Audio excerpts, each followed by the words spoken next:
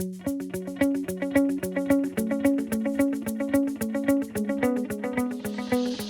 I know that the title of this video has really grabbed you guys, and really that was the point of it, but I really want you to understand that this is something that I live. This isn't just a catchy title. Be Clark Kent, not Superman. Now, obviously, he's the same guy, right? But being Clark Kent means your very appearance, personal, the appearance of your vehicle. Everything about you says mundane, says ignore me.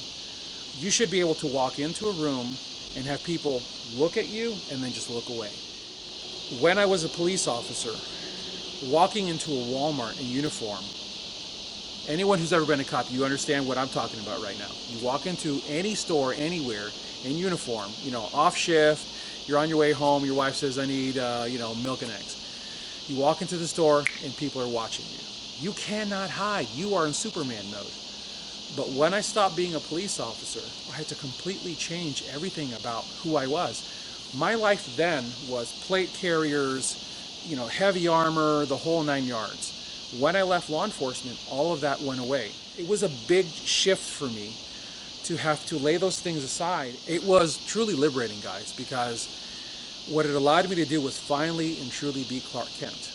What I mean by that is, when I was a police officer, because I knew I carried my gun here, I'm a lefty, because I knew I carried my weapon here, I always carried my weapon here, including off-duty, which meant I had to wear the shoot me first vest. When I shifted that point in my life, and I really went to EDC, or as I like to call it, T1C, Tier 1 Citizen, I had to start dramatically changing who I was, what I was doing, and how I was doing it.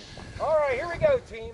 As a recent change within the last year or so, when I go to training, I've completely surrendered myself to running with my daily carry stuff. Now, that is a very humbling thing to do, because what happens is, when you get in front of your peers, and they're accustomed to watching you just blow through a drill, all of a sudden you're the guy who's having to reach down, pull his shirt up, grab his weapon out, bring it up, and remember, when a weapon comes up and out in a hurry, it's got to come out, then it has to be stopped, then you have to find your sights, then you have to pull your trigger. So what happens is, my 1.5 second draws from 5 yards inside of a very tiny target suddenly now have turned into 2.03, 2.05, 2.12, right? Because I'm now having to come up from cover, blah, blah, blah. Okay, I'm okay with that. And the reason for that is I am training in the very thing that you see me wearing now. When I go to training, I'm wearing blue jeans. I'm wearing modified blue jeans that I've sewn up the pocket on the back. I carry two 21 rounders from Magpul on either side. These are the Magpul GL9s. I carry a Glock 19 with an APLC on it.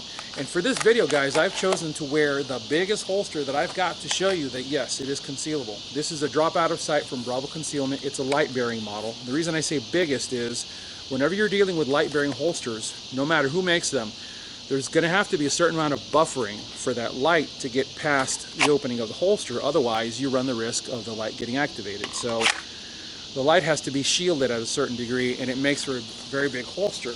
In wearing appendix carry, whenever I approach a person, this is a point at which you guys are going to be eyeballing me. I'm walking towards you, right?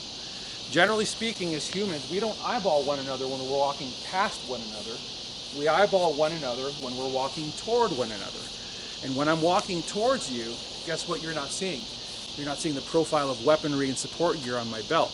It's all here. And you're less likely to see the bump of a firearm as I'm approaching you. That's good for me as the good guy, bad for me when dealing with a bad guy who knows what he's doing. But remember, the bad guys aren't dumb, so you should be on all the time anyways. That's one thing. The other thing is, whenever you reach up for an object, something high, and you put your hands down, I'm not even going to look because I know what just happened. That right there. Take a look. See this little rift right here? This lets people know that there's something here. So what I've taken to doing is constantly doing what I call a clearing maneuver. I'm always clearing my shirt.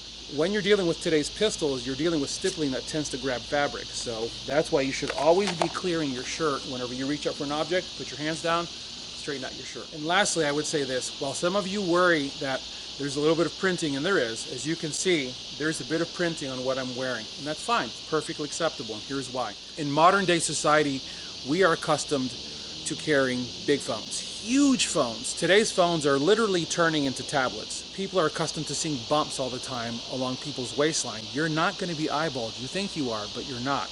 That allows you to be Clark Kent. If you move with a mindset of, I belong here, you are less likely to be eyeballed than if you're dressed overtly tactical, but you're acting like you're trying to hide. You're not hiding, you're just standing out.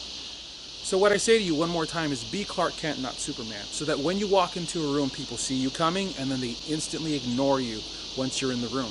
Come and go.